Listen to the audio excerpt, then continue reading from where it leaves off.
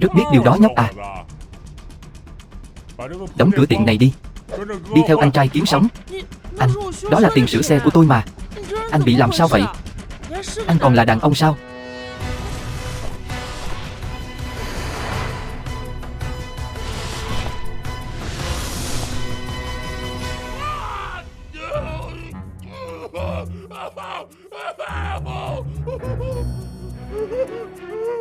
Còn muốn đập cửa tiệm của tôi nữa không? Còn muốn làm bảo kê của tôi nữa không? Tiền thuốc men đủ không?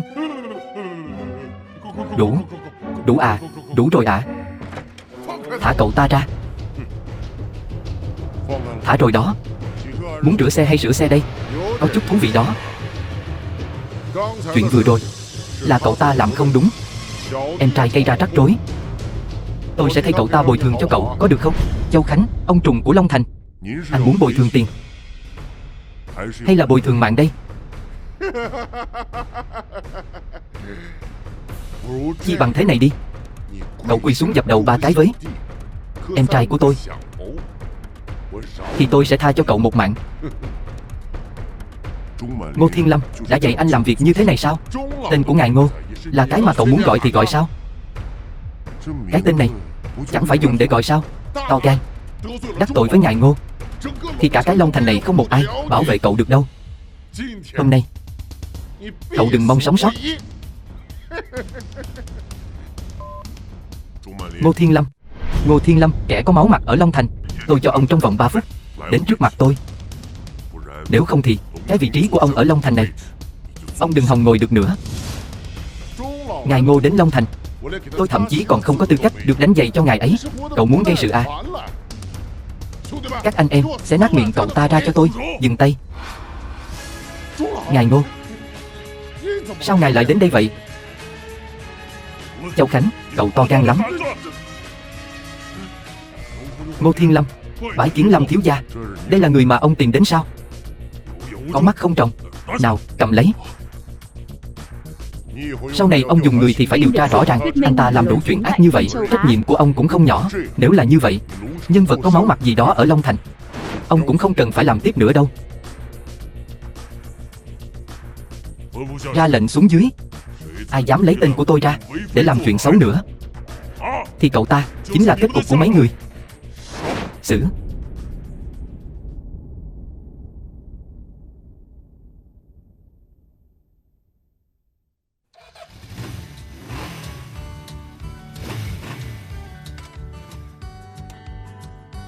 Được rồi, lái đi đi.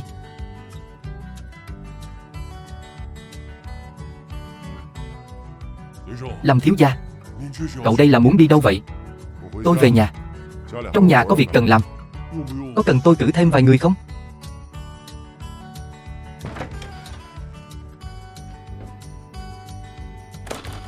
Vị hôn phu này của mình cũng thú vị thật đó. Rốt cuộc cô là ai? Đại tiểu thư Thẩm gia ở Hoa Thành. Nếu là như vậy thì cô hãy về nhà đi. Sao anh cứ đuổi tôi đi mãi thế? Tôi nói rồi, tôi là vị hôn thê của anh.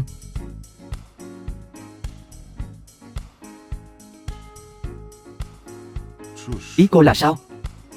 Anh mở ra xem thử là biết ngay mà. Anh xem thử đi. Anh mở ra xem là biết. Tôi mới là người định mệnh của anh. Tôi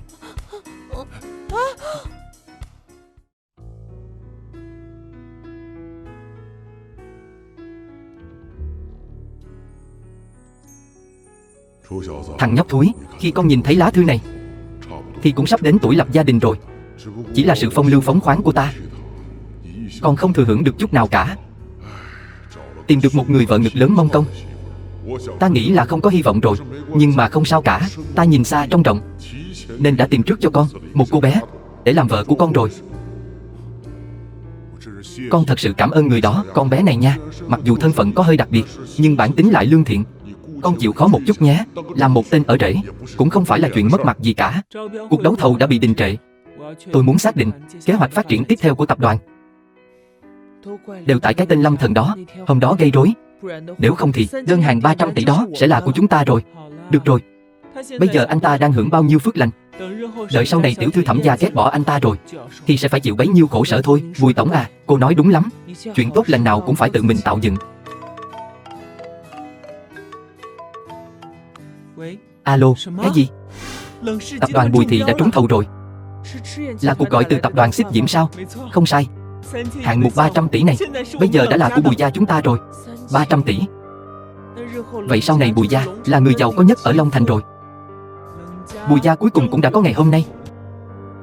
Vậy mới nói, bất kể Lâm Thần anh ta đã quấy rầy thế nào thì ngài Ngô vẫn xem trọng năng lực của Bùi tổng cô.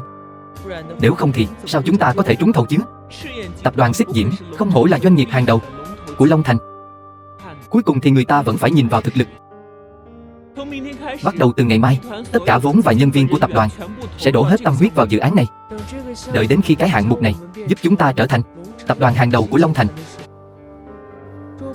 nói không chừng cái tên Lâm Thần kia đã sớm bị cái cô đại tiểu thư Thẩm gia kia đã đi rồi.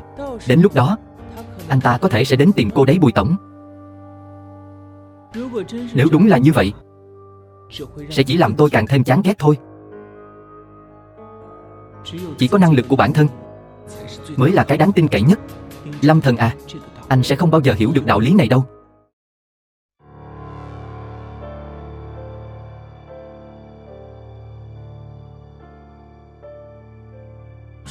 Lẽ nào đây là hổ phù? Chỉ là một chiếc vòng cổ mà thôi. Đây không chỉ là một chiếc vòng cổ, nó đại diện cho sức mạnh và quyền thế có 102 trên thế giới này. Hổ phù này có thể chống lại hàng ngàn binh mã. Mọi người đều mong chờ một ngày sẽ lại thấy được chiếc vòng cổ này. Hôm nay nó nằm trong tay anh rồi. Nếu nói thiên hạ vô địch cũng không quá. Tất cả chỉ là hư danh mà thôi. Nếu đã không màng tới hư danh, vậy chắc anh cũng không để tâm việc làm con rể của Thẩm gia rồi.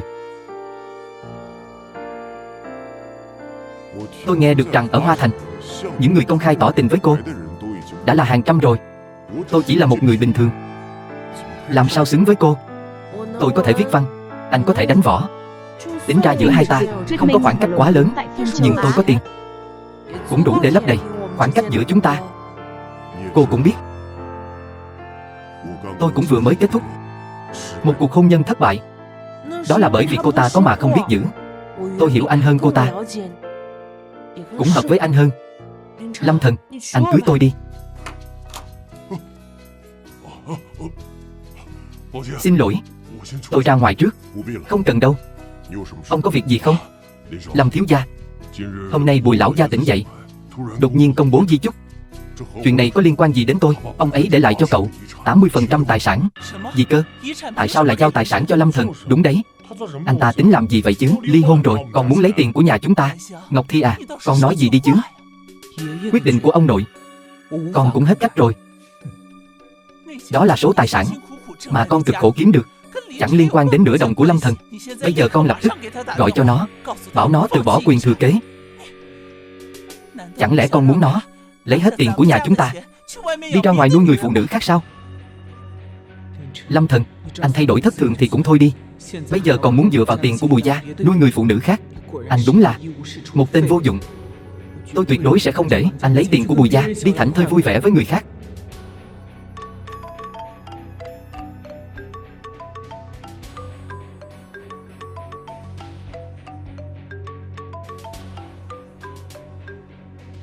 Alo, Lâm Thần, ngày mai ông nội xuất viện, chúng tôi chuẩn bị tổ chức tiệc gia đình.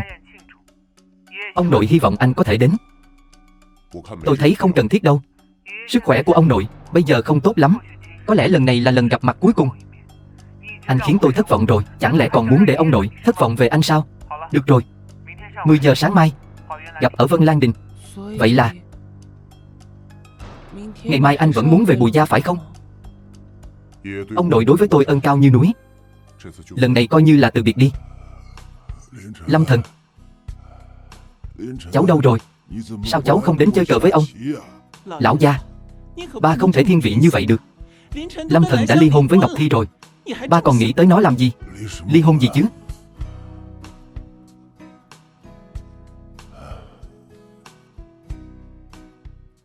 Lão gia bị mắc hội chứng suy giảm trí nhớ, cũng chính là chứng mất trí ở người già mà chúng ta hay nói.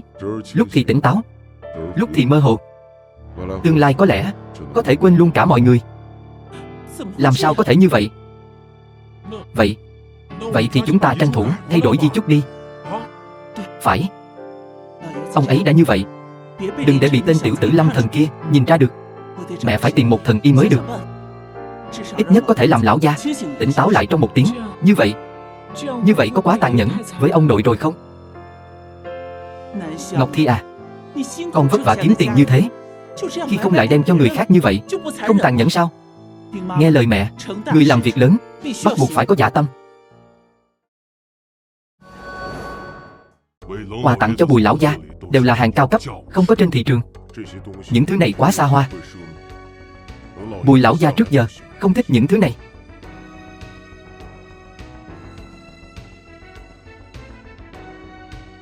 Rượu này cũng không tệ.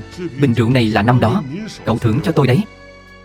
Mặc dù trông không hấp dẫn lắm, nhưng nó rất có giá trị đấy. Được người đời gọi là Quỳnh Tương Ngọc Lộ, có công dụng kéo dài tuổi thọ. Vậy tôi sẽ chọn nó. Lâm Thần, anh cũng đến rồi. Lâu rồi không gặp. Cô cũng đến à? Phải đó, lâu rồi không gặp. Anh cũng không đến tìm tôi chơi cùng. Tôi bây giờ là quản lý ở Vạn Hào đấy. Bùi Thu Tuyết, em gái của Bùi Ngọc Thi. Thấy thế nào? Cho anh cơ hội để nịnh bợ tôi đấy. Tập đoàn Vạn Hào sao? Chính là một trong 4 đại gia tộc ở Long Thành. Doanh nghiệp dưới tên Trình Gia Long Thành. Là Trình Gia của Long Thành sao? Anh cũng biết Trình Gia à? Mấy ngày trước có duyên nên đã chạm mặt với ông Trình của Trình Gia. Cũng đúng. Buổi tiệc đấu giá lần trước, chắc anh với chị tôi đã gặp rất nhiều người. Chủ nhà Trình Gia như thế nào? Có phải hào quang cực kỳ sáng chói không? Không cảm thấy gì. Tôi chỉ nhớ là hình như hắn cầu xin tôi tha cho hắn một con đường sống. Lúc đó nói không thành tiếng, cũng cực kỳ hèn mọn. Anh đừng chọc cười nữa, lại nói nhảm rồi. Cho dù là Bùi gia chúng ta tiếng tăm cũng không nhỏ, nhưng cũng không với tới đấy. Chị tôi cũng chỉ nói được vài câu với ông ấy mà thôi. E rằng đến cả nói chuyện với ông ấy cũng không được. Giờ anh không cần dùng bộ mặt đó để nói dối với tôi sẽ không cười anh đâu. Đừng nói về mấy chuyện này nữa. Nghe nói tình cảm giữa anh với chị tôi gần đây không tốt lắm. Thực ra tôi và chị cô, anh không cần giải thích giúp chị ấy. Con người của chị tôi biết mà, là một người phụ nữ mạnh mẽ. Năng lực thì không đủ, nhưng rất sĩ diện. Anh xem anh vì chị ấy bỏ cả công việc để lo cho chị ấy từng ly từng tí, làm tròn bổn phận của người chồng. Thật là ngưỡng mộ chị tôi mà. Tôi cũng muốn tìm một người bạn trai chăm sóc tôi từng ly từng tí như thế. Hay là anh xem thế này, chờ anh ly hôn với chị tôi rồi làm chồng tôi đi. Nói thế nào thì bây giờ tôi cũng là một quản lý nhỏ của Vạn Hào. Tiền lương của tôi cũng đủ để nuôi được 2 người rồi. Mặc dù ngoại hình tôi không bằng chị tôi, nhưng tôi sẽ còn lớn lên nữa. Anh làm gì vậy? Anh lại cười rồi. Nếu anh thật sự không muốn ly hôn với chị tôi cũng không sao. Dù sao chị tôi không có ở nhà. Nếu có thời gian rảnh thì cứ đến tìm tôi đảm bảo sẽ không có người thứ ba biết. Đùa với anh thôi mà. Anh có ý gì vậy? Tôi nói với anh rồi đấy, nếu sau này chị tôi còn nói đến anh cứ đến tìm tôi. Bùi Thu Tuyết tôi giúp anh. Được. Vậy sau này tôi sẽ trông cậy vào cô đấy. Thu Tuyết à, vị này là... Đây là bạn tốt của tôi. Thì ra là bạn tốt. Huỳnh Tiểu Cương, giám đốc điều hành tập đoàn Thiên Tề. Tôi làm việc cho Tiêu gia. Giám đốc điều hành của tập đoàn Thiên Tề. Anh thì sao hả? Tôi là Lâm Thần. Công việc thì sao? Tạm thời không có. Đến công việc cũng không có. Anh đến đây làm gì? Đương nhiên là đến ăn cơm. Ăn cơm? Chắc là anh đến nhầm chỗ rồi. Đây là Long Thành. Đây là khách sạn cao cấp. Anh ăn mặc rách rưới như vậy, tôi cứ tưởng là đến xin việc làm lao công chứ. Nói gì vậy hả? Ở môi trường nào cũng nên ăn mặc cho phù hợp, mới không làm mất mặt người khác. Thu Tuyết, tôi cũng vì muốn tốt cho cô. Xin lỗi, tôi quên là Lâm thiếu gia của chúng ta vẫn chưa có việc làm. Nhưng vì xem anh là bạn của Thu Tuyết, tôi có thể giúp anh. Đây là danh thiếp của tôi. Anh có thể đến tập đoàn Thiên Tề tìm tôi. Với thân phận của tôi có thể giới thiệu cho anh một công việc lao công. Cũng tốt mà nhỉ. Tôi có thể đến tập đoàn Thiên Tề làm lao công như anh nói. Anh hỏi Tiêu Hoàng Phi thử xem, có dám nhận tôi không? Anh dám bất kính với Tiêu gia chủ. Đó là chủ tịch của tập đoàn Thiên Tề, người đứng đầu của Tiêu gia. có thể hô mưa gọi gió ở Long Thành. Anh như vậy sẽ bị Tiêu gia trả thù đấy. Chỉ là Tiêu gia thôi mà, chẳng là cái gì cả. Tôi nghĩ anh chưa được mở mang tầm mắt, nên mới cả gan làm ra chuyện đại nghịch bất đạo như vậy. Đại nghịch bất đạo? Tôi nói cho cậu biết, cho dù là bây giờ Tiêu gia chủ có đứng trước mặt tôi, cũng chỉ xứng quỳ dưới chân tôi thôi. Anh còn dám nói như vậy? Anh có biết truyền đến tai Tiêu tổng sẽ xảy ra chuyện gì không? Làm sao? Ông ta còn muốn làm khó tôi một lần nữa sao? Tiêu tổng chỉ cần nói một câu cũng có thể lấy mạng của anh. Tôi khuyên anh tự mà biết lo liệu cho mình đi. Tiêu Hoàng Phi bây giờ đến bản thân còn lo không xong, còn oai phong cái gì chứ? Tôi khuyên cậu mau đi tìm một công việc khác, đừng đợi đến lúc đó mất việc lại bị người ta cười nhạo. Anh có tin bây giờ tôi đi báo cho Tiêu tổng không? Cho cái tên không biết sống còn là gì? Biết như thế nào là bản lĩnh của tầng lớp thượng lưu chúng tôi. Được rồi, anh ấy là bạn tôi, anh có thể đừng đối đầu nữa không? Là anh ta ăn nói thô lỗ, xúc phạm Tiêu tổng trước. Tôi chỉ dạy cho anh ta một bài học. Tôi nói cho anh biết, có một số thứ không thể nói lung tung, nếu không tự chuốc họa vào thân. Anh cũng không biết tại sao lại bị hại đâu. Đừng kích động, anh ấy nói như vậy cũng là giúp anh. Nếu anh với anh ta ở đây gây rắc rối, không ai có thể giúp anh đâu. Cho dù chị tôi có biết, chị ấy cũng chỉ trách anh thôi. Có phải cậu ta đang quấy rầy cô không? Sao anh biết? Phiền thật, giúp cũng giúp không được. Cái này dễ thôi, tôi có thể giúp cô giải quyết. Không cần đâu, đừng vì tôi mà dính vào rắc rối này. Loại như cậu ta chưa đủ khiến tôi cảm thấy phiền toái đâu. Được rồi, nói sau đi. Vậy chúng tôi đi ăn tối cùng gia đình đây. Cái gì? Sao cô lại đưa anh ta đến tham gia bữa tiệc gia đình? Làm sao? Có vấn đề gì? Thu Tuyết, đáng ra cô phải ở cùng với tôi, sự nghiệp thành công, tương lai đầy triển vọng, chứ không phải ở cùng với kẻ vô tích sự, ăn nói không biết kiêng kỵ này. Cô còn đưa anh ta đi gặp mặt ba mẹ cô. Tôi đưa ai đi gặp ba mẹ tôi? Không có liên quan gì đến anh cả. Hơn nữa, cho dù anh ấy có bất tài vô dụng, tôi cũng thích anh ấy. Chúng ta đi. Anh ta vì dựa vào bản thân có chút quyền lực nên bám dai như đĩa. Tôi đã từ chối anh ta mấy lần rồi. Những gì anh ta nói anh lúc nãy, đừng tức giận nhé. Yên tâm, tôi không để tâm đâu. Bùi Thu Tuyết, mấy ngày không gặp, sao trông cô tàn tạ thế? Cô đã quen cái tên nghèo kiết xác này sao? Sao cô lại ở đây? Đương nhiên là cùng bạn trai tôi bàn chuyện làm ăn rồi. Bình thường cô ở công ty Trình Vi Vi, Thiên Kim tập đoàn Vạn Hào, không phải thanh cao lắm sao? Sao bây giờ có vẻ cái gì cũng ăn không kén chọn thế? Loại người như vậy cô cũng dẫn đến đây. Cô ấy là đại tiểu thư của Trình gia, Thiên Kim tiểu thư của tập đoàn Vạn Hào. Bạn trai cô ấy cũng không vừa gì. Bị tôi nói trúng rồi sao? Không còn gì để nói nữa đúng không? Em yêu à? Em đã nói hết tiếng lòng của cậu ta rồi. Tiêu Hùng, đại thiếu gia tập đoàn Thiên Tề. Em đã khiến cô gái đó xấu hổ đấy. Cô ấy còn mặt mũi gì chứ? Tôi tưởng cô thanh cao lắm chứ. Cuối cùng cũng không phải chỉ là bộ dạng không biết xấu hổ thôi sao? Con gái Trình gia có đúng không? Tôi khuyên cô nên biết giữ mồm giữ miệng. Anh dám đánh tôi? Sao anh lại động tay động chân rồi? Tôi thấy cô ta ngứa miệng nên muốn cô ta im lặng chút. Anh mù rồi đúng không? Biết tôi là ai không? Tên khốn này dám đánh người phụ nữ của tôi. Đúng đấy, tôi đánh đấy thì sao? Bây giờ tôi cho anh cơ hội, lập tức quỳ xuống xin lỗi Vi Vi, rồi để lại cánh tay nữa. Tôi sẽ rộng lượng từ bi, tha cho cái mạng chó của anh. Còn về cô, mặc dù thân hình có chút bình thường, nhưng có vẻ cũng còn được. Để tôi chơi 2 đêm, phục vụ tôi cho thoải mái rồi tôi sẽ tha cho các người. Vậy tôi cũng cho cậu một cơ hội. Bây giờ tự đánh gãy chân mình, rồi xin lỗi Thu Tuyết đi. Không biết điều đúng không? Chúng ta đừng cãi nữa. Chúng ta không đấu lại họ đâu. Dù cho chị tôi có đến, chúng ta cũng không đấu lại họ. Đừng sợ, hôm nay có tôi đây, cậu ta không dám động đến cô đâu.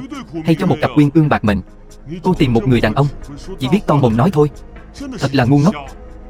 Hôm nay tôi sẽ cho các người biết kết cục của việc đắc tội với tôi.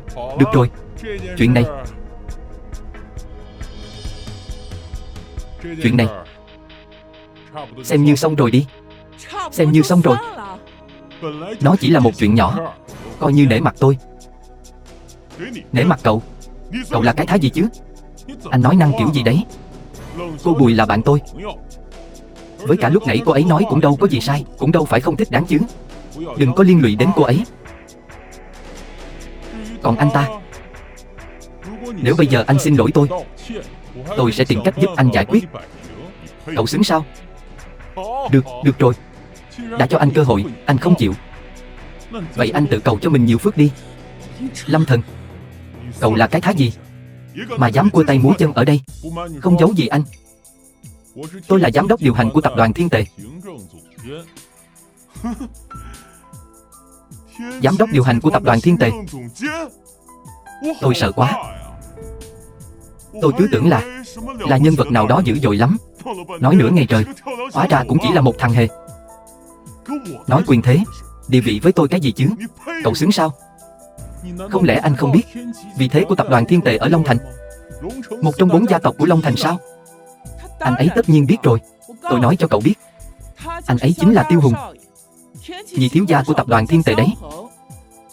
Còn tôi, Trình Vi Vi, thiên kim tiểu thư của tập đoàn Vạn Hào. Tiêu thiếu gia, cô Trình, bình thường đến giám đốc điều hành, đến tư cách gặp tôi còn không có.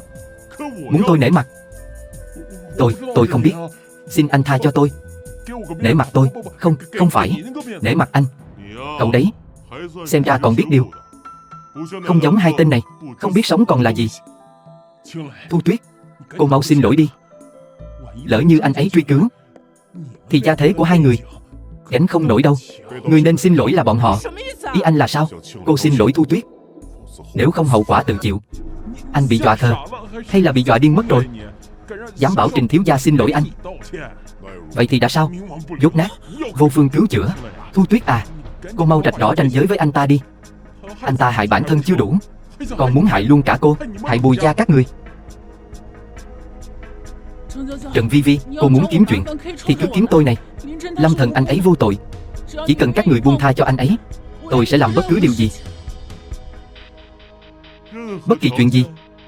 Thu Tuyết, cô vì anh ta mà đi đến bước này sao? Có đáng không? Đáng không cũng không tới lượt anh nói. Được, nếu cô đã khăng khăng bảo vệ cái tên này, hôm nay tôi càng không bỏ qua cho anh ta. Tôi sẽ không để cô toại nguyện. Nếu cô ấy đã nói như vậy, vậy tôi không thể không đáp ứng cô. Nói thật đi, có phải cô đã sớm có ý với tôi rồi không? Muốn quyến rũ tôi nhưng lại ngại, mới tìm hai tên ngốc này diễn kịch, thả con tép bắt con tôm, đúng không? Tôi rất thích. Anh đây không phải đang trút giận cho em sao? Chờ anh vận họ đủ rồi, anh sẽ đem tặng nó cho cái tên này. Tôi cảm ơn Tiêu tổng. Cô gái này, ngay cả loại người như vậy cũng nhìn trúng. Tôi thấy chắc cũng chẳng ra gì. Anh không sao chứ? Xong rồi đấy. Lâm Thần, anh mau đi đi. Lát nữa chị gái đến cũng không bảo vệ nổi chúng ta đâu. Đừng sợ. Anh ta không dám động đến cô đâu. Bây giờ mạng anh còn khó giữ, sao bảo vệ được tôi chứ? Cứ đợi đấy mà xem. Anh đến cả Tiêu tổng cũng dám đánh. Lần này thì xong rồi. Khó bảo vệ mình là họ mới đúng. Để tôi xem. Khó bảo vệ mình rốt cuộc là ai đây?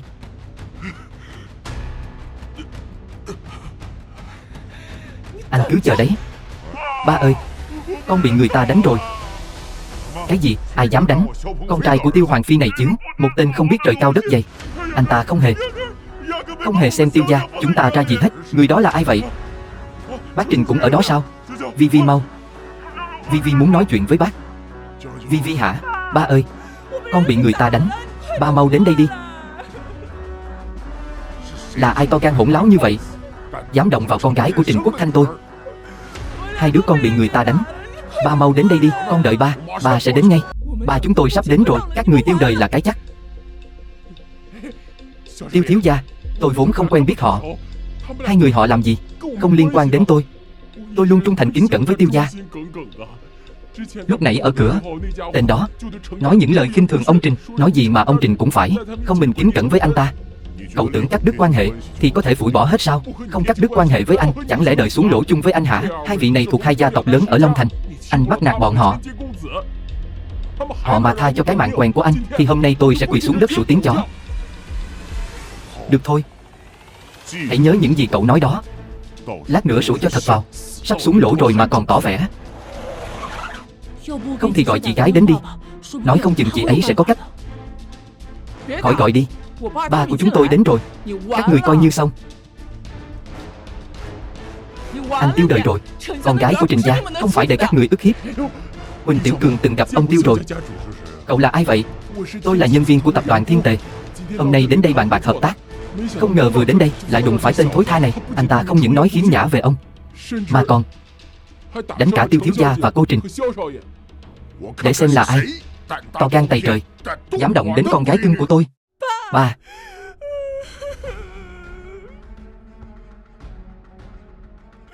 Chính là anh ta.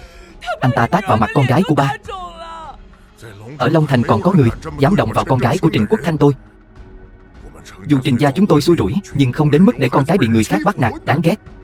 Ba nhất định phải xử lý anh ta, trả thù cho con. Anh ta làm vậy khác gì vả vào mặt Trình gia chúng ta. Người đâu? Lôi tên thối tha này xuống. Đừng làm vậy mà. Làm ơn tha cho anh ấy đi. Không phải anh ấy cố ý đâu. Nghe nói hôm nay toàn bộ Long Thành không ai có thể bảo vệ tôi. Ông Trình à, một hôm không gặp, ông có vẻ oai phong hơn nhỉ?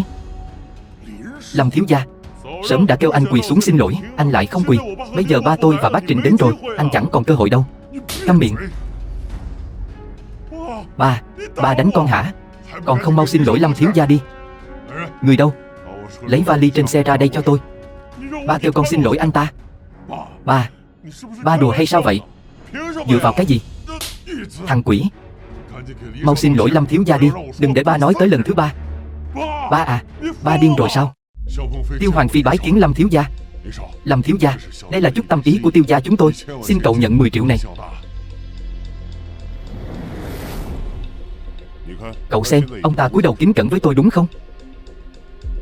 Trình Quốc Thanh bái kiến Lâm thiếu gia. Bộ ba điên rồi sao? Sao lại khép nép với anh ta vậy chứ? Im đi. Mở miệng nói thêm một câu nữa thì cút ra khỏi Trình gia ngay.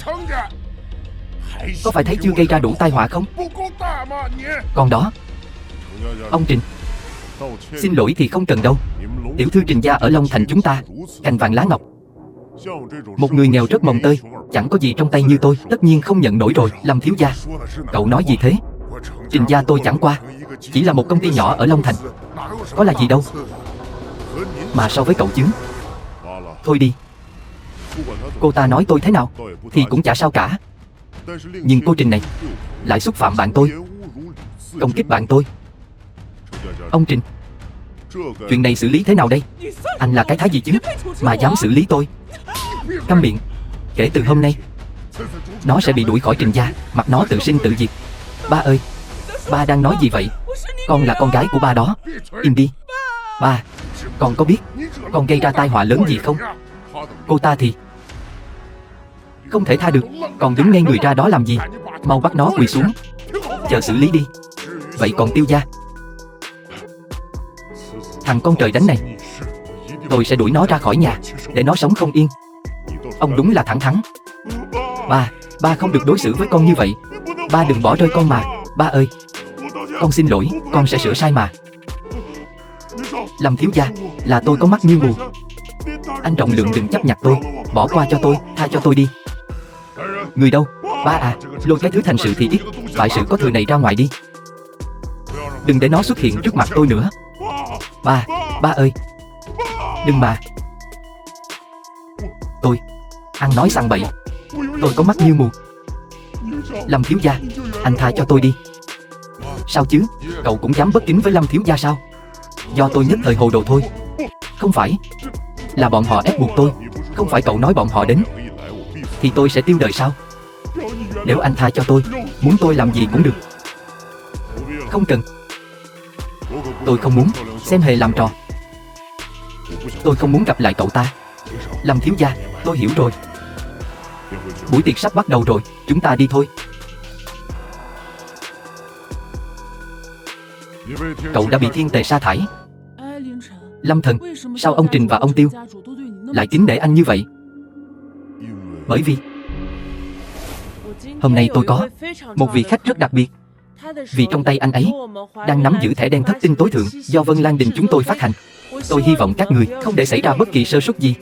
Tổng giám đốc của Vân Lan Đình nhất định phải tiếp đãi anh ấy nhiệt tình đấy. Cô Thẩm yên tâm, tôi sẽ thông báo cấp dưới ngay. Một khi thẻ đen thất tinh xuất hiện, chúng tôi sẽ cố gắng hết sức cung cấp nhân viên phục vụ chu đáo vị khách có thẻ đen này.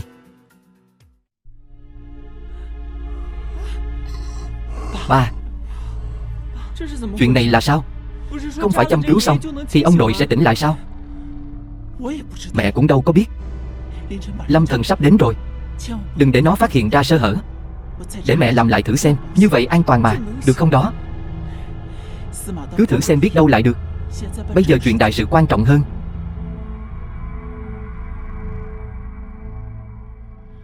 Lâm Thần, anh nói cho tôi biết đi, sao bọn họ lại sợ anh vậy? Cảm giác như anh có thể quyết định mạng sống của họ. Đúng rồi, mạng sống của bọn họ đều nằm trong tay tôi. Anh lại bắt đầu nói nhảm nữa rồi. Họ là hai gia tộc lớn ở Long Thành. Dù thế nào đi nữa, cũng chỉ có ngài Ngô mới quyết định được sự sống còn của bọn họ. Ngô Thiên Lâm ở trước mặt tôi cũng chỉ có thể cúi đầu cung kính thôi. Anh không muốn nói thì đừng nói. Tôi nói thật đấy. Thôi được rồi, tôi tin anh. Mau đi thôi, sau khi vào trong, đừng nói quá nhiều đấy. Đứng lại. Thu Tuyết à, em vào trước đi, chỉ có chuyện muốn nói với anh ta. Có gì thì cứ nói thẳng đi. Sức khỏe ông nội không tốt. Một lát nữa anh nói chuyện nhớ chú ý một chút. Tôi đương nhiên sẽ quan tâm ông nội hơn cô rồi. Bây giờ anh đã leo lên cành cao rồi, không để Bùi gia chúng tôi vào mắt nữa. Nhưng tôi nhắc nhở anh, dựa vào người khác vĩnh viễn không bao giờ vững chắc bằng dựa vào chính mình. Sớm muộn gì cũng có một ngày anh bị bỏ rơi thôi. Không phải ai cũng đều phản bội lời hứa như Bùi đại tiểu thư đâu. Tại sao anh lại nói chuyện với tôi bằng thái độ như vậy? Có phải anh đang có tâm sự gì không? Bùi gia to lớn như vậy, người mà tôi quan tâm nhất chỉ có ông nội thôi. Tôi còn quan tâm đến cảm giác của ông ấy hơn cô nữa. Tôi nhắc anh một câu, bữa tối gia đình còn có con rể nhà bác cả. Thân phận của anh ta không đơn giản. Anh ta nói thế nào anh cứ nghe thế đấy. Tuyệt đối không được làm trái. Nhỡ xảy ra chuyện gì, Bùi gia không thể bảo vệ anh nổi đâu. Tất nhiên là Thẩm gia cũng vậy. Không phiền cô phải nhọc lòng. Lâm Thần, anh luôn là cái bộ dạng này, vĩnh viễn sẽ chỉ khiến người ta thất vọng. Hôm nay anh sẽ mất tất cả. Tôi mong anh sẽ nhớ lấy bài học này. Đồ vô dụng. Sao bây giờ cậu mới đến? Con rể của cô trông kiêu căng quá nhỉ. Bữa tối gia đình quan trọng như vậy, cô xem nhiều người lớn thế này. Bác gái cả, bác gái của Ngọc Thi ở đây chờ, có một mình cậu ta. Đâu phải chị không biết, cậu ta chỉ là một tên vô dụng. Hiếm lắm chúng ta mới có bữa cơm gia đình. Đừng nói về cậu ta nữa, tránh gây mất hứng. Đúng đó, tốt nhất là đừng dây vào loại người này. Không làm được việc gì ra hồn, chỗ nào cũng vô tích sự. Thấy vẻ mặt của anh ta bây giờ không? Giống như thể Bùi gia chúng ta nợ anh ta rất nhiều tiền vậy. Làm ồn ào như thế này thì ra thể thống gì? Lâm Thần, cháu qua đây ngồi với ông. Ông đích thân gọi điện bảo cháu tới đây.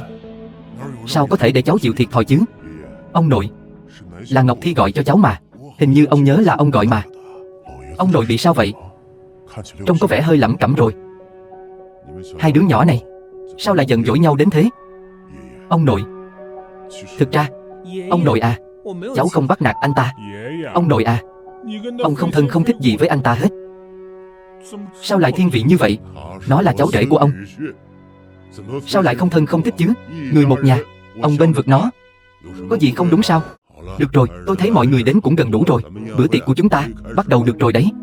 Chờ đã, hôm nay được dịp cả nhà vui vẻ, nên cháu đã mang đến 2 chai rượu ngon. Ông nội, đây là chai rượu cháu đã lựa chọn kỹ lưỡng cho ông. Đây là loại rượu nổi tiếng, được cả thế giới biết đến. Chị họ của Bùi Ngọc Thi, chỉ riêng chai này đã trị giá 1 triệu đó. Cái gì? Chỉ có một chai rượu này mà lại tốn đến 1 triệu sao? Một chai rượu thôi, chị gái của cháu không dễ dàng gì mới có thể gây dựng được gia sản này. Cháu đừng có tạo thành cái thói quen ăn xài phung phí như vậy. Ba à, ông nội à, nhà chúng ta trong vòng 3 năm đã từ một tiệm sửa xe nhỏ trở thành Bùi thị như bây giờ, kiếm được hơn chục triệu mỗi năm. Chỉ là một chai rượu nhỏ nhoi mà thôi. Biết cách kiếm tiền thì cũng phải biết cách tiêu tiền, nếu không thì sẽ bị người ta cười nhạo đó. Đúng đó ông nội. Thiên Vũ, gần đây có chuyện gì tốt sao?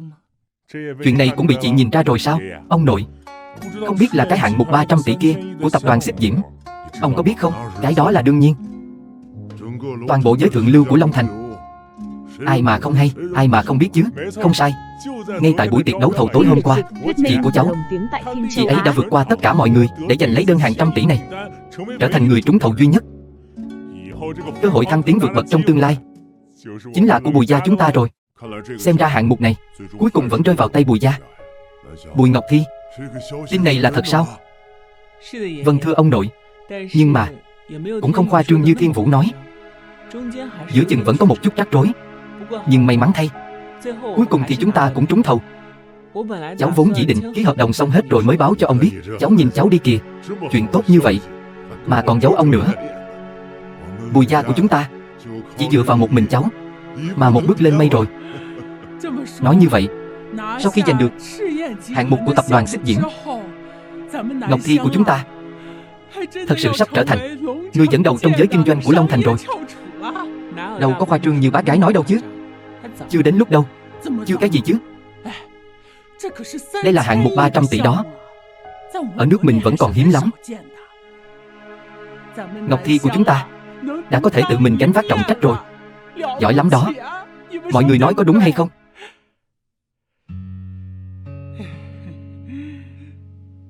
Nhưng mà cũng thật là đáng tiếc.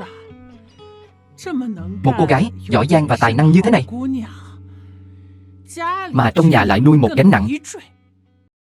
Ngọc Thi à, đừng trách chị họ nói chuyện khó nghe nhé. Dù sao cũng là nhân vật nổi tiếng trong giới thượng lưu, lại nuôi một người chồng vô dụng, cả ngày lười biếng không chịu làm gì cả, không thể hỗ trợ cho em thì cũng thôi đi. Nếu chuyện này mà truyền ra ngoài, sẽ có rất nhiều lời bàn tán về em đó. Chuyện này, cháu đó phải học hỏi từ Thúy Vân nhà bác nhé. Lúc đầu con bé chọn con rể cho bác đã chọn được một người dưới trướng tôn chủ, đảm nhiệm canh giữ biên giới. Đợi cậu ấy trở về, ai không tôn trọng cậu ấy 3 phần chứ? Tôn chủ sao? Không ngờ, mặc dù cậu không có chí tiến thủ, nhưng lại biết đến nhân vật lớn này. Đừng nói là ngày nào cũng mơ mộng hão huyền, vọng tưởng đạt được quyền lực đỉnh cao của người ta chứ. Cái đồ vô dụng này sao có thể so sánh với Nhất Thiên được chứ? Nếu như cậu ta bằng được 1/10 người ta thì tôi phải cung phụng cậu ta rồi. Nhưng mà mấy năm nay Lâm Thần đã chăm sóc chị con rất tốt mà. Chăm sóc tốt có ích gì chứ? Thứ Bùi gia chúng ta có nhiều nhất chính là bảo mẫu. Lâm Thần à, đừng trách tôi nói khó nghe, nhưng mà đó là sự thật.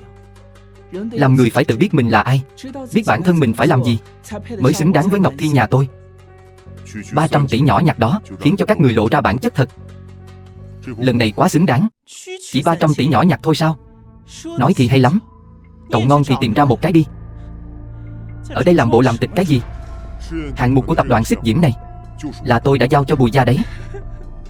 Lâm Thần à, rượu này còn chưa bắt đầu uống đâu, sao cậu lại say thành cái bộ dạng này rồi? Nếu như cậu đang cố gắng giữ thể diện bằng cách này, sẽ chỉ khiến cậu mất mặt hơn thôi.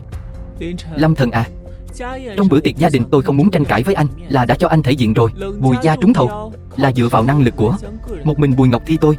Vì vậy, sau khi bữa tiệc tối hôm đó kết thúc, tập đoàn Xích Diễm đã gửi thông báo đến cho tôi. Có liên quan gì đến Lâm Thần anh chứ? Vì vậy, khi tôi nhận được cuộc gọi đó, thì Lâm Thần anh đang dâng bánh rót trà cho vị tiểu thư Thẩm gia kia sao? Năng lực cá nhân sao? Tôi nói chứ mấy người cãi nhau nhiều như vậy để làm gì? Hạng mục lớn đến 300 tỷ này, cả đời anh ta cũng không với tới đâu. Tối nay ông nội gọi anh tới tham dự bữa tiệc này là đã cho anh mặt mũi rồi. Anh đừng làm mọi người mất hứng nữa. Nếu như không có tôi thì cả đời của Bùi gia mấy người cũng không thể tiếp cận hạng mục hàng trăm tỷ này đâu. Hôm nay tôi đến đây thăm ông nội, tất nhiên sẽ không đến tay không. Ông nội ơi, đây là món quà cháu dành tặng cho ông ạ. Lâm Thần, tôi còn tưởng anh có cái gì hay lắm. Đây là rượu gì thế? Nhưng nhìn sơ qua có vẻ hơi rẻ tiền nhỉ? Chắc không phải mua ở cái sạp ven đường nào đó chứ? Lâm Thần, cho dù có nghèo đến đâu cũng không nên tùy tiện mua hàng ở ven đường thế chứ. Rượu này cũng có thể tặng ông nội sao? Đây là rượu được ủ lâu năm, giá trị của nó cũng không phải những gì các người có thể tưởng tượng được. Đúng, cũng đúng đấy. Có thứ đồ ghê gớm như vậy sao? Sao tôi chưa từng nghe qua vậy? Bởi vì nó vượt quá đẳng cấp của cậu rồi. Làm sao cậu biết được? Tôi muốn xem rốt cuộc đây là rượu gì mà giá trị lại cao như vậy. Ủ rượu tại hầm, trị giá hàng triệu tệ. Đã nghe thấy chưa? Trị giá hàng triệu tệ đấy. Sao mà anh có thể mở miệng ra nói thế? Lâm Thần, anh cảm thấy những người ngồi đây đều là kẻ ngốc sao? Anh nghĩ tôi dễ lừa lắm à? Món quà hôm nay cậu tặng đúng là có hơi mất mặt đấy. Cũng may bữa ăn hôm nay không có người ngoài. Ngọc Bình, nhà các cô sau này ra ngoài, dẫn theo cậu ta thì phải cẩn thận đấy. Cậu ta mà xứng ra ngoài với chúng tôi sao? Có cửa sao? Tặng quà cho mấy người hay là tặng cho tôi hả? Quà tặng quan trọng là tấm lòng chứ không phải giá tiền. Tâm ý của Lâm Thần tôi đã nhận rồi. Rượu ngoại này tôi uống không quen, tôi vẫn muốn uống rượu Lâm Thần tặng hơn. Ông nội, ông ơi, sao ông lại uống rượu mà anh ta tặng chứ? Cháu đi ra đi. Lâm Thần à, không cần cãi nhau với họ. Vâng, ông chỉ uống rượu này của cháu.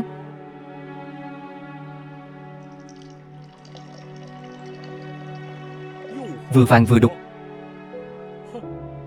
Rượu này, Lâm Thần, anh lấy chai rượu này ở đâu ra thế? Có phải anh đã tùy tiện lấy một bình gì đó rồi đem đến lừa người không đấy? Rượu ủ lâu năm là như thế.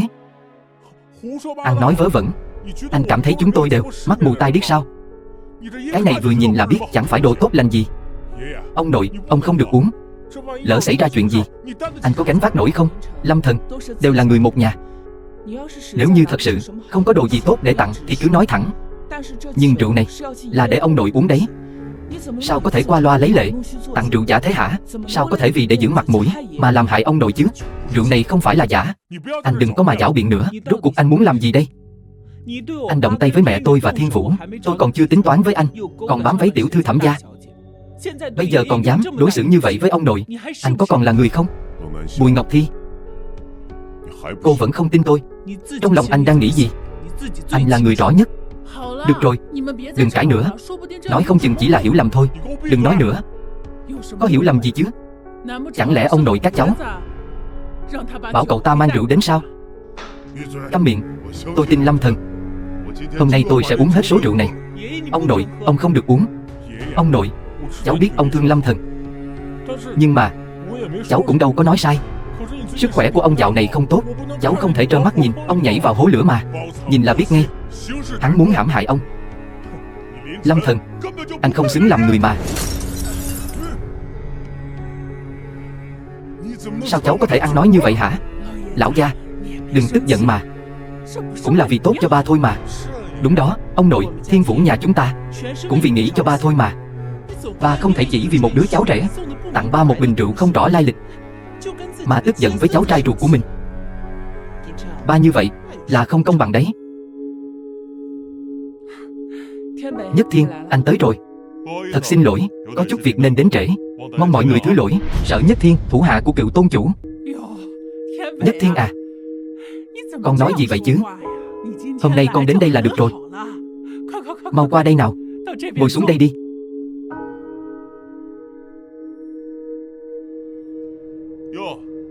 Lão gia, sao nhìn ông có vẻ không vui thế? Có ai chọc giận ông sao? Có người đem rượu giả đến, muốn hại lão gia đấy. Rượu giả sao? Vừa vàng vừa đục, vừa nhìn là biết không tốt lành gì. May mà tôi đến kịp. Nếu không thì bây giờ có lẽ ông nội đã trúng độc rồi. Anh Thiên, anh đừng xem nữa. Mau đưa rượu cho tôi đem đổ đi cho rồi. Câm miệng đi. Nhất Thiên, anh làm gì vậy? Sao lại uống rượu đó thế? Mau lên, mau nhổ rượu đó ra đi. Vị rượu tinh tế, hương thơm nồng nàn. Đây mà là rượu giả gì chứ? Đây rõ ràng là rượu ủ trăm năm dưới hầm. Ủ trăm năm dưới hầm sao? Thật vậy sao? Thiên Nhất, không phải con đang đùa đấy chứ? Đùa sao? Rượu này có thể đùa được sao? 3 năm trước, biên giới loạn lạc, tôn chủ nhận lệnh tiêu diệt kẻ địch, chiến thắng trở về. Lúc đó rượu dùng để ăn mừng chiến thắng chính là loại rượu này. Rượu được tôn chủ thưởng thức, đáng giá bao nhiêu chứ? Rượu này ủ trong hầm cả trăm năm, vô cùng quý giá. Trên thế giới chẳng được mấy bình. Rất nhiều gia tộc giàu có trên thế giới thích thưởng thức các loại rượu. Vì để có thể nếm được một ngụm rượu này, cam tâm tình nguyện bỏ ra số tiền lớn, nhưng đều không có cửa. Ý anh là rượu này là thật sao? Không thể nào. Thiên Vũ, rượu này từ đâu mà có thế? Phần còn lại đâu? Không phải chỉ có một ly thôi đấy chứ. Người có thể tặng loại rượu này, cho dù không phải là quyền thế ngút trời, thì chắc chắn cũng không kém cỏi đâu. có thể tặng Bùi gia chúng ta loại rượu thế này, đã là cho Bùi gia chúng ta mặt mũi lắm rồi đấy. Lão gia, xem ra những ngày cháu không có ở đây, Bùi gia chúng ta có nhân vật lớn thế sao? Rượu này là được tặng cả một chai đấy. Cái gì? Cả một chai sao? Bị nó vứt đi rồi. Cái thằng nghiệp chướng này bị chiều hư rồi. Cái gì? Cậu đã mang cả một bình rượu đó vứt mất rồi sao? Tôi cũng đâu có biết đâu. Đúng là đồ ngu ngốc mà. Cậu có biết cậu đã làm cái gì không? Đồ đầu óc hạn hẹp. Là anh ta, chính là anh ta. Đây là do anh ta mang đến. Anh Thiên, anh cũng biết mà, anh ta chỉ là một tên ăn hại chẳng làm nên chuyện gì. Tôi thật sự không ngờ tới. Sao anh ta có thể mang một món quà đắt như thế tới chứ? Cậu nói cái gì? Rượu này là do anh ta tặng sao? Đúng vậy, là tôi tặng. Nếu tôi nhớ không lầm, lúc trước anh ở rễ nhà họ Bùi chúng tôi đúng không? Rượu này anh lấy đâu ra thế hả? Bạn bè tặng thôi. Nói như vậy, 3 năm trước anh cũng ở biên giới sao? Coi như là vậy đi. Không phải là đang nói dối đấy chứ? Chẳng lẽ rượu này tôi còn trộm được sao? Chuyện này cũng khó nói lắm. Nói không chừng rượu này của cậu đúng là trộm về đấy. Đúng vậy, chắc chắn là trộm được. Được rồi, không cần nói nữa. Rượu này là báu vật quý hiếm trên thế gian. Không chỉ có thể kéo dài tuổi thọ, nó còn đại diện cho quyền lực và địa vị vô cùng cao quý. Hơn nữa những gia tộc quyền quý đó, Lâm Thần đến cơ hội tiếp xúc cũng không có nổi. Cho dù là có, chắc chắn họ sẽ giữ kỹ bình rượu này, không dễ dàng trộm được. Nói như vậy, những gì Lâm Thần nói là thật sao? Vậy chai rượu này thật tiếc quá. Hỏng thì cũng hỏng rồi. Tất cả đều là người nhà. Chuyện này tôi bỏ qua. Nhưng cậu phải nhớ, nếu cậu ra ngoài lại tiếp tục làm mấy chuyện này thì cả mạng cũng không giữ được đâu. Được, tôi biết rồi. Còn cậu đã mang rượu đến đây thì cũng nên nói rõ mọi chuyện. Bây giờ rượu bị hỏng, cậu cũng phải chịu một nửa trách nhiệm. Những gì cần nói tôi cũng nói hết rồi. Người không tin chính là các người. Nói rượu giả cũng là các người. Người làm hỏng rượu cũng các người. Giờ muốn tôi chịu trách nhiệm sao? Sao đây? Cậu có ý kiến sao? Lâm Thần, cậu im đi. Nhất Thiên là người của tôn chủ. Cậu ấy nói cái gì thì là cái đó. Được thôi. Oai phong lắm. Anh thì hiểu gì chứ? Với dáng vẻ của anh, đến ngón tay út của anh Thiên cũng không bằng đâu. Thôi được rồi, ăn cơm đi. Lâm Thần, không phải tôi nói cậu chứ. Cậu ăn bám Bùi gia 3 năm nay, dựa vào Ngọc Thi để ăn sung mặc sướng, thật chẳng ra gì. Chi bằng thế này đi, bây giờ anh rể cậu về rồi, tôi bảo anh ấy giúp cậu một tay. Gì chứ? Giúp tôi một tay? Phải. Chồng à, bây giờ anh làm việc cho tôn chủ cũng thuận buồm xuôi gió. Không thì sắp xếp cho cậu ta một công việc, dọn dẹp vệ sinh này, hay là lau chùi bồn cầu gì đó, cũng là phúc phận của cậu ta rồi. Em nói gì vậy? Không phải hạng tôm tép gì cũng có thể làm việc cho tôn chủ đâu. Còn cậu, vừa nãy cậu nói 3 năm trước ở biên giới đại diễn. Tôi muốn hỏi cậu đã làm được gì?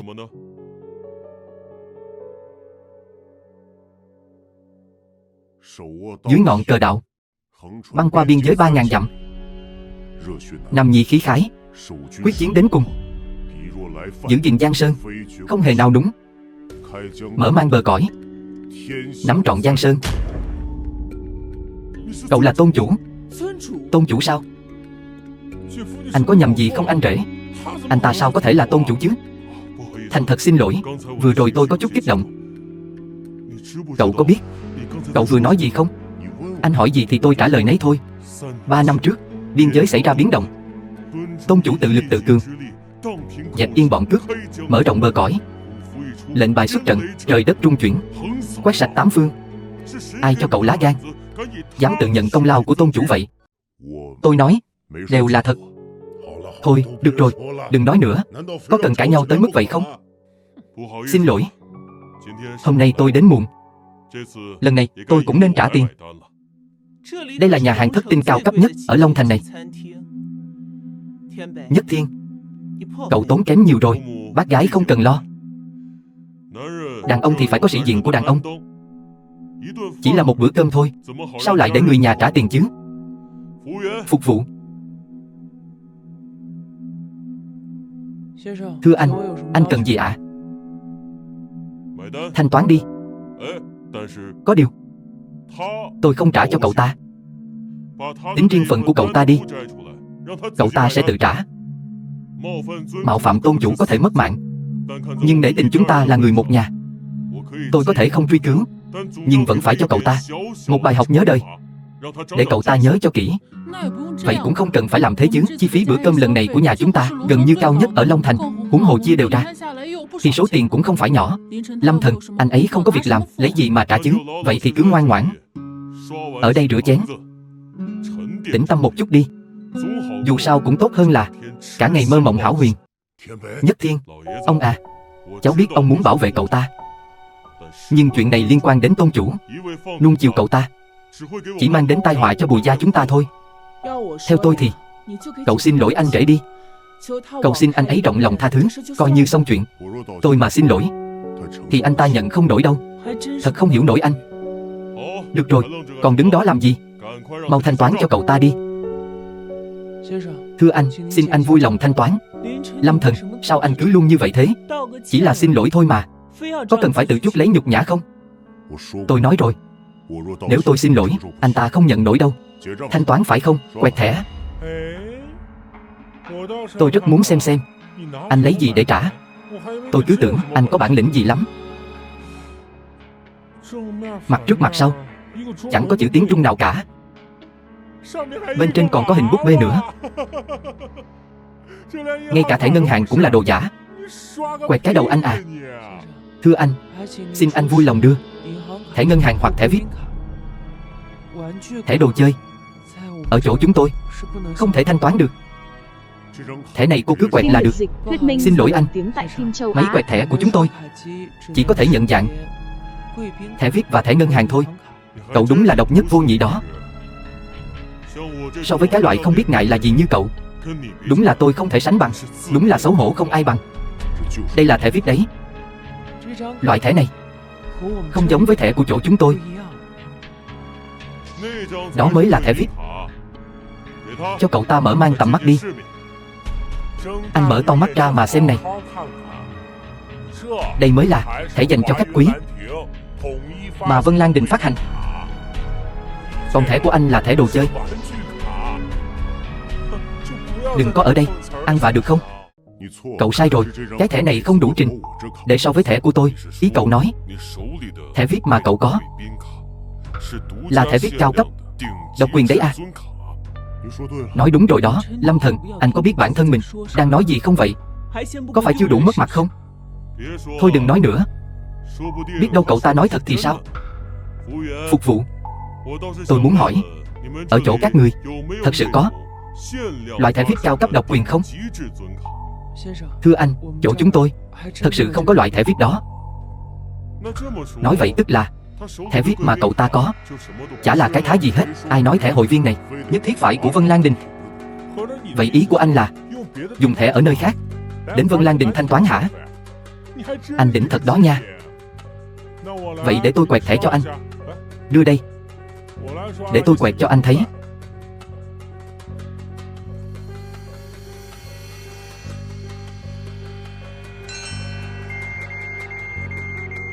Giám đốc, chuông báo kêu rồi.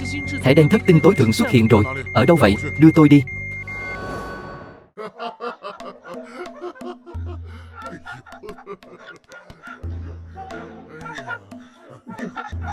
Thứ đồ chơi vớ vẩn này vốn không thể quẹt được.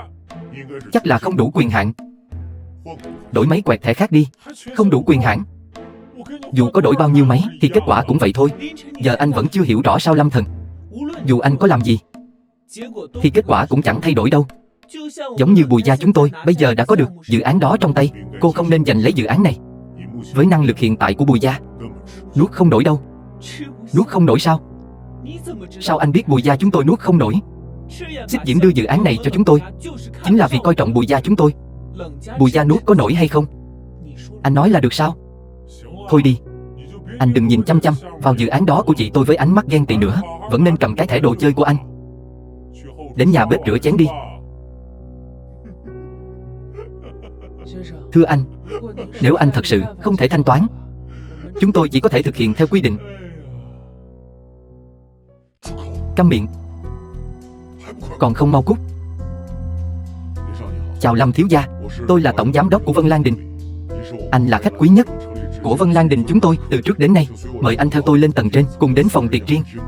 Chúng tôi sẽ dành cho anh sự tiếp đãi long trọng nhất. Cái gì? Chẳng lẽ cái thẻ này là thật sao? Cũng tốt. Nhưng tôi vẫn chưa thanh toán hóa đơn tối nay. Lâm thiếu gia, chi phí của anh ở Vân Lan Đình toàn bộ đều làm miễn phí. Chi phí dùng cho phòng riêng này anh được miễn phí hoàn toàn. Cũng không cần phải như vậy. Dù sao thì cũng có người muốn trả tiền.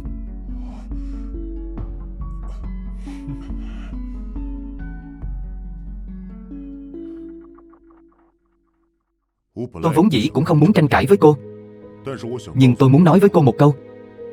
Trước giờ cô chưa bao giờ hiểu tôi, vậy nên cô cũng đừng lấy quan điểm của cô áp đặt lên tôi. Chúng ta căn bản không phải là người cùng một thế giới. Tôi biết bây giờ cô đang rất muốn dẫn dắt Bùi gia đi lên đỉnh cao, nhưng mà cô lại không hiểu rõ về bản thân mình. Với năng lực của cô thì căn bản không thể thực hiện được lý tưởng của mình. Hạng mục 300 tỷ này dựa vào thực lực của Bùi gia thôi, còn kém xa lắm. Căn bản không thể đảm đương nổi đâu. Tôi khuyên cô nên sớm từ bỏ đi, nếu không thì sẽ khiến cho cả gia tộc Bùi gia sụp đổ. Ông nội, ông phải giữ gìn sức khỏe. Tạm biệt, tạm biệt. Ba, cậu phản rồi à? Cậu vậy mà dám nguyền rủa Bùi gia chúng tôi. Lâm Thần, tôi không quan tâm anh dùng lời ngon ngọt gì để dụ dỗ ông nội của tôi. Ông nội đã để lại 80% tài sản cho anh hết. Tôi khuyên anh tốt nhất nên biết điều một chút, từ chối nhận. Đúng đó, cậu chỉ là một thằng ở rễ, dựa vào đâu lấy đồ của Bùi gia chúng tôi chứ? Ba à, ba cũng thiên vị quá rồi đó. Thiên Vũ của chúng con mới là cháu trai ruột của ba. Sao ba lại đem đồ tốt cho người ngoài hết cả chứ? Với bản lĩnh của Lâm Thần, 100.000 tệ cũng không lấy được, huống hồ lại còn được 80 triệu một cách dễ dàng. Còn không mừng thầm trong lòng sao? Làm sao có thể dễ dàng giao ra như vậy chứ? Nhưng ông nội đã cho anh ấy rồi mà. Trong cái nhà này ông nội nói thế nào thì là thế nấy. Hôm nay mọi người đều ở đây rồi. Bình thường mấy người không một ai đến thăm hỏi sức khỏe ông nội cả. Giờ này còn bày đặt ra vẻ người tốt sao? Bùi Thu Tuyết, cô câm miệng cho tôi. Còn đi nói giúp người ngoài nữa sao? Chị không quan tâm ông nội nghĩ như thế nào. Tài sản của Bùi gia này đều dựa vào năng lực cá nhân của Bùi Ngọc Thi tôi lấy về được, bao gồm cả hạng mục 300 tỷ này nữa. Số tiền này cho ai? Tôi là người có tư cách quyết định nhất. Đưa tiền cho thằng bé không phải cũng giống như đưa cho cháu sao? Chỉ cần quan hệ hai đứa hòa thuận thì Lâm Thần sẽ không bỏ mặc cháu lúc cháu cần nó đâu. Ông nội, bây giờ anh ấy đã ở bên một người phụ nữ khác rồi, đâu thèm quan tâm sự sống còn của Bùi gia chúng ta nữa. Đúng vậy đó, cái đồ vô dụng này chỉ biết núp váy đàn bà thôi. Đàn bà sao? Các cháu còn có chuyện gì chưa nói cho ông biết nữa vậy? Ông nội ơi, chị gái của cháu đã ly hôn với cái tên khốn đó từ lâu rồi. Ly hôn sao?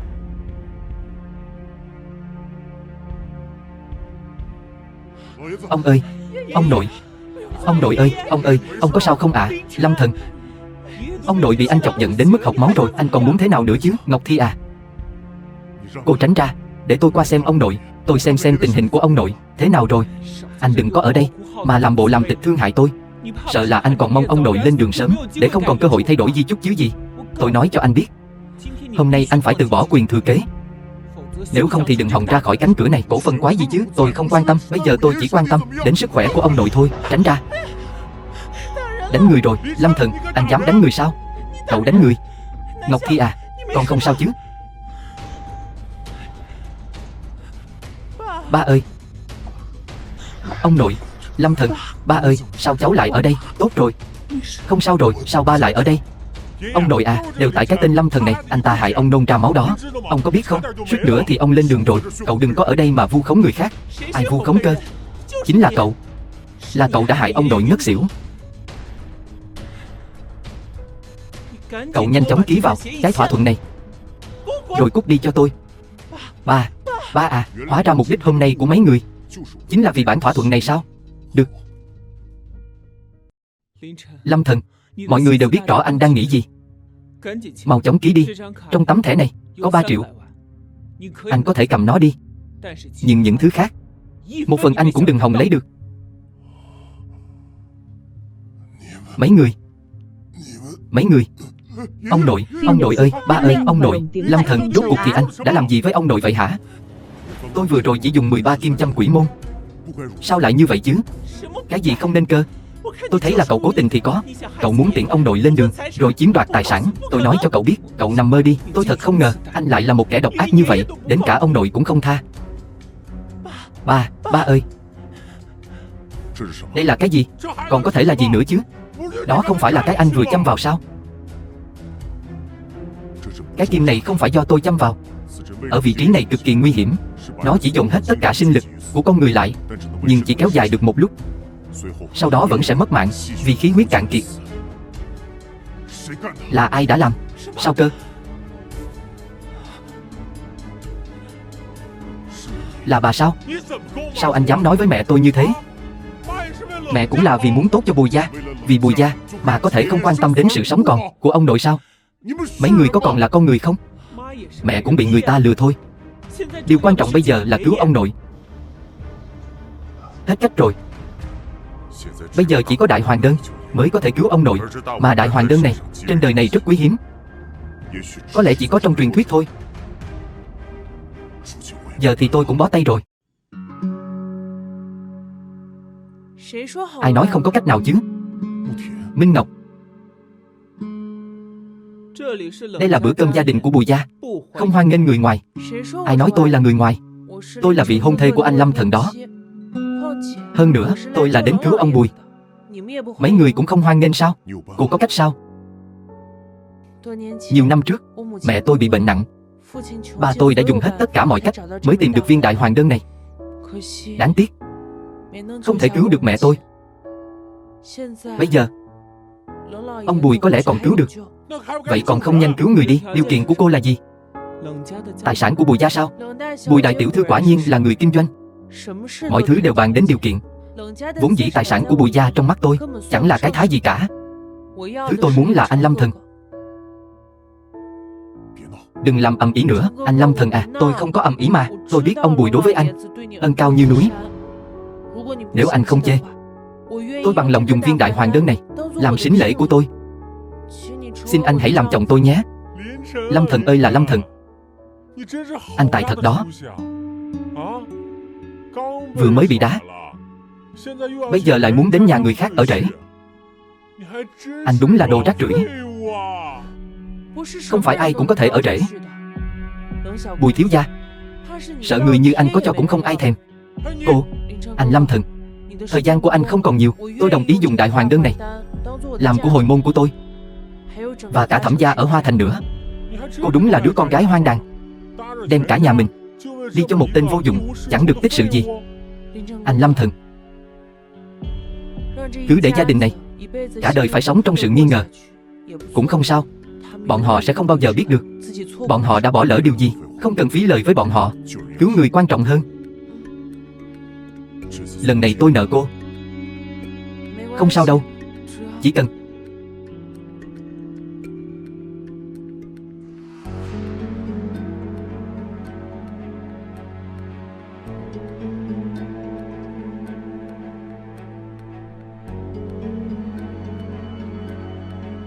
ba. Ông nội, ông không sao rồi. Lâm Thần, ông đã biết hết mọi chuyện rồi. Là Bùi gia có lỗi với cháu. Ông nội, cháu phải đi rồi. Nếu như ông đồng ý, ông có thể đi với cháu. Có thể không giàu có, nhưng ít nhất sẽ thấy hạnh phúc. Lâm Thần, ông rất thích cháu. Nhưng dù sao ông cũng là người của Bùi gia. Là ông đã không dạy dỗ tốt con cháu của mình. Là lỗi của ông. Là lỗi của ông.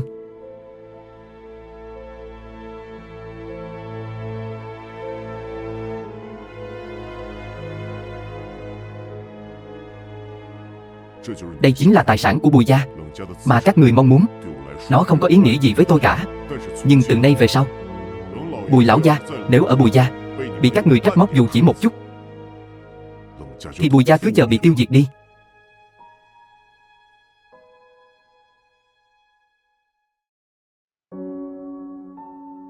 Ông nội à, cháu đi đây.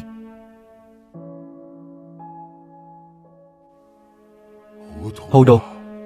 Tất cả thật hồ đồ. Lão gia, Sao ba lại nói vậy? Lúc đầu chính là ba ép Ngọc Thi và Lâm Thần kết hôn với nhau mà. Cái thằng đó chẳng làm được gì cả. 3 năm nay ở Bùi gia, ăn đồ của chúng ta, uống đồ của chúng ta. Con thấy, cậu ta chính là gánh nặng của Bùi gia. Chính xác. Chị của cháu đã có được dự án trăm tỷ của tập đoàn Xích Diễm, sẽ sớm trở thành nhân tài kiệt xuất trong giới doanh nghiệp ở Long Thành. Lâm Thần anh ta có tư cách gì mà ở bên chị gái cháu chứ? Đúng vậy. Lâm Thần chính là một tên vô dụng chẳng ra gì cả. Dựa vào khả năng của Ngọc Thi, đương nhiên có thể tìm một người chồng tốt hơn. Việc thằng bé rời khỏi Bùi gia, đối với chúng ta mà nói, đó là một tổn thất lớn. Ông nội, ông nói gì vậy? Bùi gia vẫn còn có cháu mà. Các cháu thì biết gì. Lúc Bùi gia phá sản, là Lâm Thần đã giang tay giúp đỡ, nên mới đạt được vinh quang như hiện tại. Chỉ là ở rể thì giúp được cái gì chứ? Năm đó, Bùi gia chúng ta không tên không tuổi, cũng chỉ đủ ăn đủ mặc, là Lâm Thần và tập đoàn Xích Diễm đã mở đường cho chúng ta. Tập đoàn lớn như vậy lại cho chúng ta 90% lợi nhuận. Bùi gia mới bắt đầu có được lợi nhuận đầu tiên. Nếu không có thằng bé thì Ngọc Thi à, cháu lấy đâu ra gia tài lớn như vậy để có thể quản lý chứ? Còn cả Thiên Vũ nữa, không biết cháu đang rửa bát ở nơi nào rồi. Còn mấy người nữa, ăn sung mặc sướng, nằm mơ đi. Lão gia, ba đang nói cái gì vậy? Lâm Thần đi rồi, Bùi gia chỉ sợ là sẽ sớm sụp đổ thôi. Ý của ông là năm đó Lâm Thần đã đầu tư vốn cho chúng ta sao? Đúng vậy. Nói cách khác, 3 năm trước Lâm Thần đã có mối quan hệ với tập đoàn Xích Diễm rồi sao? Nhưng Lâm Thần chỉ là con rể trong nhà, sao lại có thể có quan hệ với tập đoàn Xích Diễm từ lâu được chứ? Đúng đó. Nếu cậu ta thật sự có bản lĩnh lớn như vậy, làm sao có thể chịu ở Bùi gia chúng ta 3 năm liền? Các người không hiểu. Các người không hiểu đâu. Việc giữ Lâm Thần ở lại Bùi gia là chìa khóa để phát triển sự thịnh vượng. Bây giờ lại bị các người hủy hoại hết rồi. Ông nội cũng không thể nói như vậy. Bùi gia chúng ta bây giờ cũng không tệ mà, phải không? Đúng vậy. Cứ chờ Ngọc Thi hoàn thành xong dự án này, không phải Bùi gia vẫn sẽ nổi tiếng ở Long Thành sao? Không có Lâm Thần, chúng ta vẫn có thể lên như diều gặp gió. Phải đó ông nội. Ông cứ tin ở cháu. Với khả năng của cháu, không cần sự giúp đỡ của bất kỳ ai, nhất định có thể đưa Bùi gia đi đến vinh quang. Bùi tổng, không hay rồi. Bên tập đoàn đối tác, tất cả đều từ chối hợp tác với chúng ta rồi. Cô nói cái gì? Tôi không biết nữa. Hiện nay 90% đối tác đều đã gửi thông báo chấm dứt hợp tác. Nguồn vốn của chúng ta đều đã cạn kiệt. Không thể nào. Ngọc Thi, cô ổn định công ty trước đi. Tôi sẽ đưa ra giải pháp sớm nhất có thể. Cô chờ tin tức của tôi. Nhất định phải nhanh lên đó. Bùi tổng, tôi biết rồi. Có chuyện gì vậy? Alo. Triệu tổng, chào anh. Tôi không có gì để nói với cô hết. Với năng lực cá nhân của cô Bùi, hiện tại không đạt đến tiêu chuẩn tối thiểu để hợp tác với tập đoàn chúng tôi. Trước đây, chúng tôi đã cho cô quá nhiều ưu đãi. Bây giờ chúng tôi quyết định lấy lại toàn bộ. Mong cô trả lại đơn hàng càng sớm càng tốt. Chị. Bạch tổng, chào anh. Tôi là Bùi Ngọc Thi. Không nhận bất kỳ cuộc gọi nào từ tập đoàn Bùi thị. Rốt cuộc có chuyện gì? Sao lại có thể như vậy? Chỉ mới một đêm thôi mà. Làm sao có thể như vậy? Đức không xứng với địa vị, tất có tai ương. Tự cho là đúng. Bùi gia cuối cùng cũng không thoát được cảnh tiêu tan.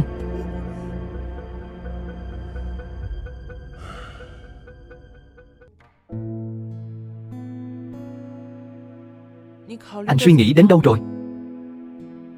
Cô Thẩm, vậy thì tôi sẽ đi thẳng vào vấn đề. Cô có ý kiến gì, cứ nói với tôi đi. Đùa thôi. Lần này tôi đến đây chỉ là hy vọng anh có thể thực hiện hôn ước năm đó mà thôi. Tôi chỉ là người ở rễ. Làm sao có thể chứ? Anh không chỉ là người ở rễ đâu. Tôn chủ, Thẩm gia tôi bị kẻ gian hãm hại. Xin hãy trả thù giúp tôi.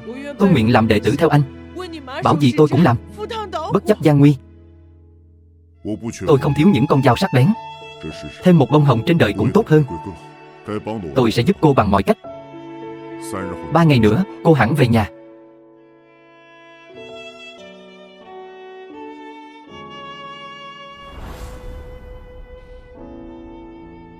Tôn chủ, tôi là bông hồng tặng anh được không?